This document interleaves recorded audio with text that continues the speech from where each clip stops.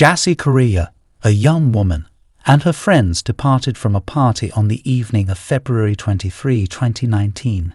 As per their usual routine, they had a pleasant time and drove away. However, Jasse decided to stay back and find a ride home. Unfortunately, she mistakenly entered the wrong car, leading to a disagreement with the driver. This altercation caught the attention of a nearby man.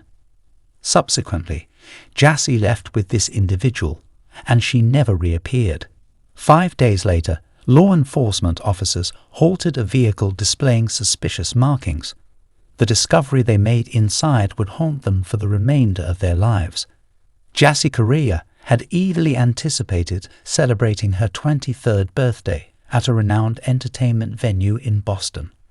Regrettably, Jasse never returned home, shattering the evening that was meant to be filled with laughter and celebration alongside her friends. This distressing disappearance swiftly garnered substantial media coverage and received extensive attention from various television stations in the United States. Jasse's life story was far from a fairy tale. A year prior to the events we are about to delve into, she had suffered a violent assault at the hands of Miguel Castro, the father of her daughter Gabriela. Despite her attempts to leave him, Castro's aggression escalated, resulting in severe physical abuse. In response, Jasse contacted the police, who intervened and successfully convicted Castro, resulting in a 4-year prison sentence. Jasse worked diligently as a waiter at the renowned Del Frisco restaurant in Boston. She cherished capturing moments through photography and dancing, finding joy in every second spent with her daughter and friends. Visiting the park with Gabriela was a source of happiness, although now tinged with sadness. On the evening of February 23, 2019, dressed in a new orange jumpsuit, Jasse entrusted her 2-year-old daughter to her family's care in order to celebrate her birthday. The chosen venue was Venue, a lively nightclub located in Boston's Theatre District on Warrenton Street. According to a friend, the night was filled with joy as they danced and indulged in champagne. After the club closed, Jasse and 2 friends emerged into the night. However, as is often the case in such situations, the friends parted ways, leaving Jasse alone. That was the last time she was seen. Attempts to contact her were futile, as her phone went straight to voicemail. For 2 agonizing days, there was no news of Jasse.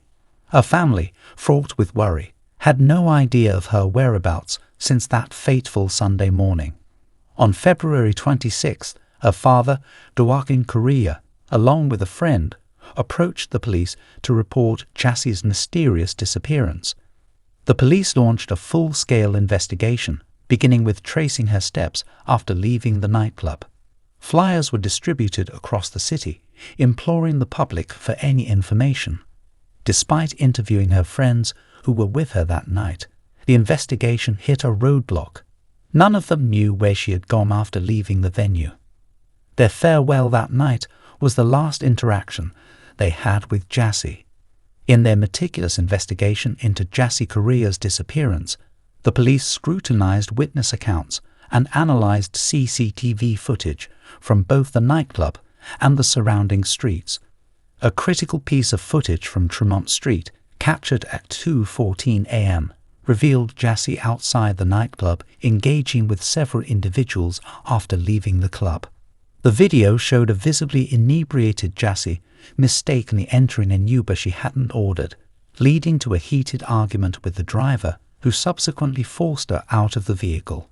The situation escalated as Jasse continued to argue with the Uber driver. It was at this juncture that an unknown man approached her, seemingly offering assistance. The footage captured a disturbing interaction, as the man held onto Jasse's hands, restraining her despite her attempts to leave. The CCTV then recorded the chilling moment Jasse was coerced into leaving the area with this stranger. The gravity of the situation became apparent. Jasse had an encounter with a predator without her knowledge. Additional video evidence revealed a chilling scene. In an attempt to lighten the atmosphere, Jasse playfully climbed onto the man's back.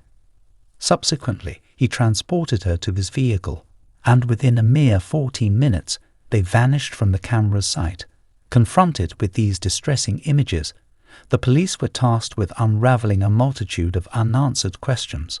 The primary concern revolved around the identity of this enigmatic man and his intentions. The pressing query remained: where had he taken Jasse? The investigation intensified as the police diligently pieced together the events of that fateful night, hoping to uncover the truth behind Jasse's disappearance. The breakthrough in Jasse Correa's case came swiftly when the police identified the man accompanying her as 32-year-old Louis Coleman. Despite hailing from a respected family and reportedly holding a master's degree in physics, Coleman had no prior encounters with the law. Interestingly, police records indicated that Coleman did not own a registered vehicle. However, it was discovered that his mother, a California resident, possessed a red 2016 Buick, the same make of car captured in the CCTV footage. Coleman resided in Providence, Rhode Island, approximately 50 miles away from the Venue nightclub in Boston. Upon arriving at his Providence home, the police found it vacant.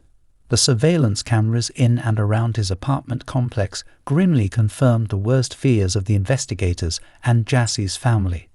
Typically, the journey from the nightclub to Coleman's apartment would take an hour. However, the timeline of events suggested that Coleman must have made a stop along the way.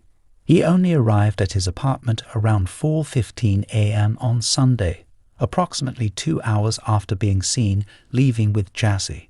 Intriguingly, the following day, Coleman sent an email to his colleagues, citing illness as the reason for his absence and expressing his intention to return in a few days. "Hello everyone, I wanted to inform you that I am still on sick leave.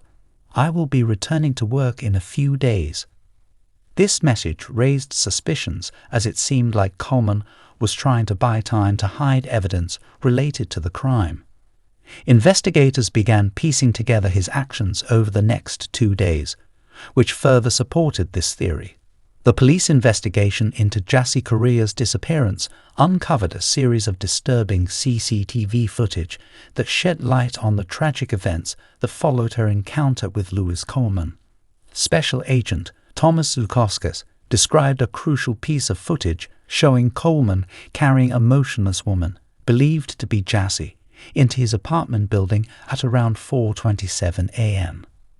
This immediately raised concerns as Jasse appeared to be either unconscious or in a worse condition. On February 26, the day Jasse's father reported her missing, Coleman was seen at Walmart purchasing items that later seemed incriminating. These items included Tivik suits, duct tape, candles, electrical tape, a mask, surgical gloves, safety goggles, a respirator, bleach, and more. His actions suggested a desperate attempt to cover up a heinous act. The following day, while Jasse's loved ones were distributing missing person flyers, Coleman returned to Walmart and bought a large suitcase and a canister. Later that evening, CCTV footage captured him entering his apartment with the new suitcase, and in the early hours of February 28th, he was seen wheeling it out to his car. The footage was distressing, depicting Coleman's struggle to load the heavy suitcase into the trunk. The United States Attorney for Massachusetts, Andrew Lelling, later confirmed that Jasse Correa had not left Coleman's apartment since the morning of February 24th. The police, armed with a search warrant, discovered incriminating items in Coleman's apartment and a nearby dumpster, such as stained jeans, hooded coveralls, and items purchased from Walmart. On February 28th, when the police stopped Coleman near Wilmington, Delaware, they made a grim discovery in the trunk of his car: Jasse's body, concealed in a sofa cushion cover and a black trash bag inside the suitcase. A forensic examination revealed that she had been strangled and suffered blunt force trauma, and there was DNA evidence linking Coleman to the crime. The tragedy of Jasse's untimely death was further compounded by the loss experienced by her 2-year-old daughter.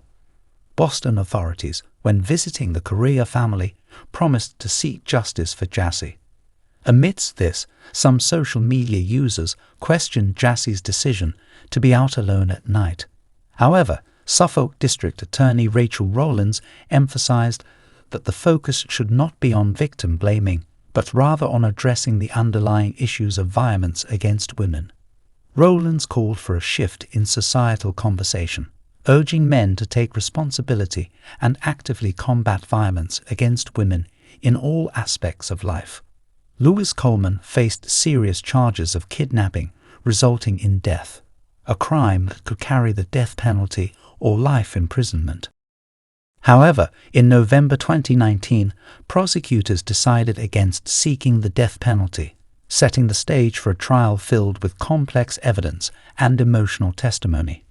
During the trial, prosecutors presented a compelling case, including a disturbing video of Coleman dragging Jasse Correa's body into his Providence apartment.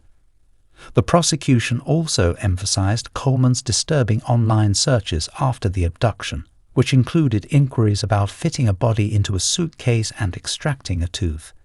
Coleman's defense team, led by attorney David Hoos, questioned the relevance of this evidence to the kidnapping charge. Hoos argued that the focus should be on the specific elements of the kidnapping allegation rather than Coleman's actions following Correa's death. The trial revealed a complex narrative of the events leading up to Jasse's tragic demise. Prosecutors established that Coleman was present in the same nightclub as Jasse and her friends, where he interacted with another woman, not Jasse, and even exchanged phone numbers and texts with her. However, the situation took a dark turn when, according to prosecutors, Coleman deceived Jasse into believing he would drive her to her friend's apartment, ultimately leading to her death. In contrast, the defense portrayed Jasse as the aggressor, suggesting that a spontaneous fight between her and Coleman resulted in the fatal altercation. They argued that this was not a premeditated crime, despite the prosecution's claim that Coleman, who was significantly larger than Jasse, was unlikely to be overpowered by her. Adding complexity to the defense's narrative were toxicology reports showing the presence of alcohol and prohibited substances in Jasse's system. Despite these arguments, the jury found Coleman guilty of kidnapping, resulting in death in June 2022. In October 2022, the court sentenced 36-year-old Lewis Coleman to life imprisonment without parole, and also ordered him to pay approximately $60,000 in compensation to Jasse's family. Joshua Levy, the first assistant United States attorney, emphasized the irreversible harm and suffering inflicted by Coleman on Jasse and her family in a poignant statement. Levy highlighted Coleman's lack of remorse and his elaborate efforts to conceal his heinous crime. The conclusion of the case, although unable to ease the enduring pain felt by Jasse's family, served as a significant moment for the community that had been deeply affected. The unanswered question regarding Coleman's intentions with Jasse's body remained, hauntingly reminding everyone of the tragedy that befell a young mother and the lasting impact it had on those she left behind. On the morning of Saturday, March 9, 2019, St. Peter's Parish in Dorchester was filled with a solemn gathering, united in grief to bid farewell to Jasse Correa. The atmosphere was heavy with sorrow as family, friends, and community members came together to honor her memory. Some attendees chose to wear all white as a symbol of mourning, while others adorned themselves with buttons, shirts, and sweatshirts bearing Jasse's image and the poignant slogan, "Justice for Jasse." During the ceremony, Jasse's cousin and best friend, Michaela DeAndrade, shared heartfelt words that expressed both deep sadness and a strong belief that Jasse's untimely passing held meaning. "We may not understand why, but God knows. I trust with all my heart that her death was not in vain," DeAndrade conveyed with great emotion. Boston Mayor Marty Walsh, in his eulogy, reflected on the tragedy and pledged to work towards creating a safer world for women. He emphasized that young women should be able to celebrate their birthdays without fear and return safely to their children and families. Walsh empathized with the unimaginable pain endured by Jasse's family. Jasse's father, Joaquin Correa, addressed the congregation of over 200 people, expressing gratitude for the overwhelming support from the city and the tireless efforts of law enforcement across 3 states. Among the attendees was Jasse's mother, who had not seen her daughter in 20 years and had traveled from Portugal, exemplifying the far-reaching impact of the tragedy. The church was filled to capacity, with many people standing along the back wall, a testament to the love and respect held for Jasse. In his final tribute, Joaquin Correa's words resonated with both sorrow and love. "Rest in paradise, my dear Jasse. Rest in peace, my dear child." The community's unwavering presence and unity acted as a poignant testament to Jasse's life and the shared grief over the untimely loss of a beloved soul. Angela Wong, an 11-year-old resident of Massapequa, New York, bid farewell to her brother on July 17, 1984, and headed towards a nearby mall to spend time with friends. Tragically, she never made it back home. The search for Angela ended in a horrifying manner the next day when her lifeless, bloodied, and unclothed body was discovered in a wooded area near her house. The mysterious circumstances surrounding her fate raised unsettling questions. Was she being followed? Did she unknowingly encounter someone with malicious intentions, or was this a premeditated attack? The answers to this chilling enigma remained hidden within the very shadows of Angela's former home. Massapequa, New York, nestled on the south shore of Long Island, is a hidden treasure with a rich history. Originally inhabited by Native American tribes, European settlers arrived in the 17th century, and the area was named after the Massapequa tribe. It gradually transformed into a farming community and later became a desirable destination for those seeking a quintessential Long Island lifestyle. Today, with a population exceeding 22,000, the main allure of this place lies in its convenient access to stunning beaches, ideal for sunbathing and water sports during the summer season. Unfortunately, even in such a locale, violent crimes can occur. On Tuesday, July 17, 1984, Massapequa buzzed with excitement as Stars Disco, a popular local venue, hosted a breakdancing contest. Throughout the afternoon, a group of kids dedicated themselves to perfecting their moves for the evening's event. The practice sessions took place in Angela Wong Jr.'s family garage, where Angela, his younger sister, was allowed to join in. Around 4:20 p.m., the practice concluded and the group dispersed. Angela had informed her brother about her plan to visit the nearby mall to meet some friends. Her older brother accompanied her part of the way before heading back home. Later that evening, Angela was supposed to go to the nightclub to enjoy the performances, but she never arrived. It wasn't until Angelo returned home and his mother, Tony Angelo, told him that his younger sister hadn't come back that he became worried. The family then started searching for her in the neighborhood. The next morning, they contacted the authorities, leading to an immediate search effort. Angela's father, Angelo Wong Sr., joined forces with the officers to help in the search. As time passed without any success, a sense of dread set in, hinting that something terrible had happened. Sadly, the worst was confirmed when Nassau County Police Officer Linda Curtis discovered the body of a young girl in a wooded area behind 29 Nancy Place East, Massapequa, Nassau County, New York. The girl, identified as 11-year-old Angela, was found partially clothed with her head submerged at the edge of a pond near her home.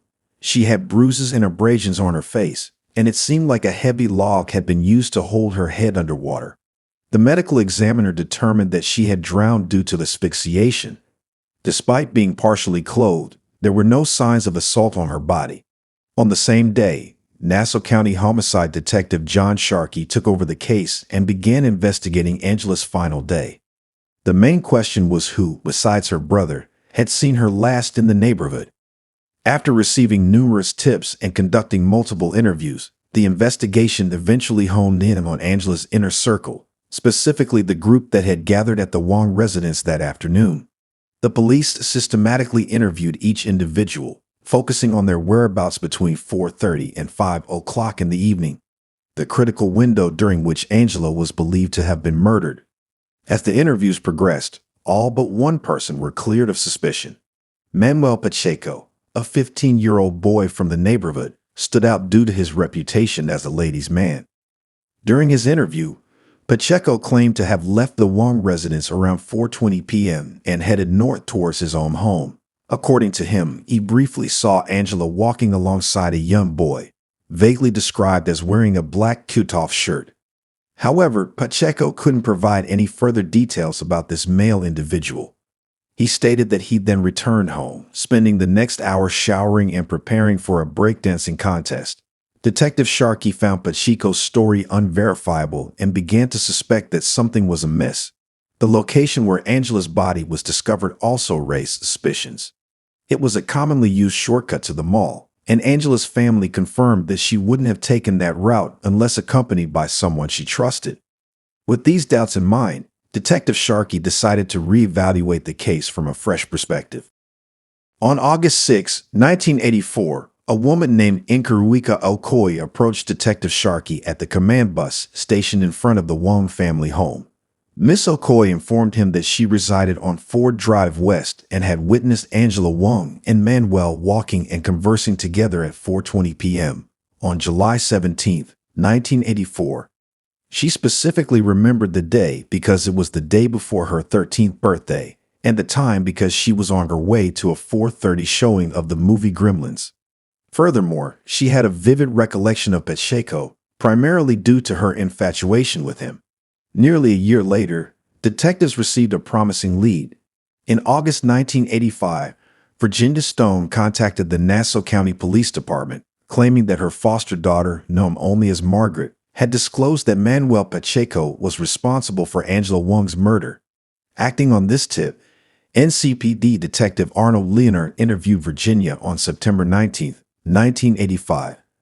Virginia provided additional information, stating that Pacheco had been at a pizzeria with Margaret and 3 other young women when he allegedly confessed to them about killing Angela. According to Virginia, Pacheco explained that during a confrontation in the woods, Angela scratched and slapped him multiple times, resulting in her accidental death. Detective Sharkey proceeded to interview all 3 of the young women. While 2 of them couldn't confirm Pacheco's admission, Margaret mentioned that although he had never confessed to her, there was a rumor circulating at school about his involvement in Angela's murder. Unfortunately, the investigation once again reached a frustrating dead end. Despite their suspicions, detectives lacked concrete evidence against Pacheco or any other suspect. Consequently, the case quickly went cold. On January 11, 1990, Detective John Sharkey visited Pacheco's residence in Massapequa. He explained that the investigation into Angela Wong's death was still ongoing and requested further questioning. Pacheco agreed to continue the conversation at Nassau County Police Headquarters, but did not disclose any incriminating details. Following their interview at the headquarters, Pacheco also consented to undergo a polygraph test. However, during the test, Pacheco was deemed unsuitable for testing due to his inability to remain still and constant squirming in the chair. Detective Sharkey had informed him that, based on his behavior, it seemed that Pacheco had failed the polygraph test. Pacheco then explained that he couldn't sit still due to back pain from an injury sustained in a car accident. Interestingly, this was the first time he mentioned any back pain during the 2-hour conversation with Detective Sharkey at the headquarters. Despite Manuel Pacheco being the prime suspect in Angela's murder, there wasn't enough probable cause to make an arrest. After the interview, Pacheco relocated to California, which further complicated the case. Unfortunately, for the next decade, there was no progress in the investigation. In 1999, Detective Sharkey retired from the Nassau County Police Department, and he handed the case over to Nassau County Homicide Detective Michael Kuhn. Continuing the investigation in 2002, Kuhn traveled to Los Angeles, where Pacheco had been residing since 1990, to gather further evidence against him. By this time, Pacheco, now working as a personal fitness trainer, was in relationships with 3 women and had fathered 6 children. However, all of them lived in fear of his volatile temper, with one of his girlfriends even having obtained a restraining order against him. On January 8, 2002, Detective Kuhn had a conversation with one of Pacheco's former acquaintances named Maureen Jagan in Las Vegas, Nevada. Jiagin disclosed to him conversations she had in the past with Pacho regarding the death of Angela Wong. In March 2002, Detective Kun spoke with Raluca Iosiflescu, one of Pacho's former girlfriends. She revealed that Pacho had beaten her on one occasion and later apologized, comparing it to the time he couldn't control himself from killing his cousin. He went on to explain that he killed his cousin in a wooded area in New York by drowning her and placing a log over her head. Another one of his girlfriends, Courtney Bennett, also disclosed that he confessed to killing Angela. After obtaining this crucial evidence, the detectives in New York were prepared to apprehend Pacho. However, their plans were put on hold when Pacho was taken into custody on March 20th, 2002, for assaulting his girlfriend and their 9-year-old daughter. Nassau County Homicide Detective Brian Parpin, accompanied by Detective Kun, visited Pacho in custody to discuss the case. Nevertheless, as soon as they mentioned Angela Wong's death, Pacho requested legal representation, abruptly ending the conversation. Eventually, in June 2002, Pacho was extradited to Nassau County, New York, to stand trial for Angela Wong's murder, almost 20 years after the crime took place. Despite the mounting evidence against him, Manuel Pacho opted to plead not guilty and take his chances. During the 2004 trial, another significant revelation came to light. Margaret Massa, a former friend of Pacho, testified that in 1985, he had confessed to killing Angela after she resisted his advances. He claimed it was to avoid trouble. Despite Pacho's persistent denial and insistence on his innocence throughout the trial, the jury remained unconvinced. After just 7 hours of deliberation, they returned a guilty verdict. Since Pacho was a minor at the time of the murder, he received a sentence of 9 years to life in prison in March 2004, the maximum punishment allowed by the court. After serving 18 years behind bars, Pacho was granted parole in 2022. In a strange twist of fate, one of Pacho's biological children was raised by a family who had tragically lost their loved ones at his hands. Angela's brother, Angelo Wong Jr., married Rachel, a woman who had a son with Pacho. In the midst of unfathomable sorrow, this extraordinary tale showcases the incredible capacity of certain individuals to extend love and compassion towards others, despite their profound attachment to the very cause of their anguish.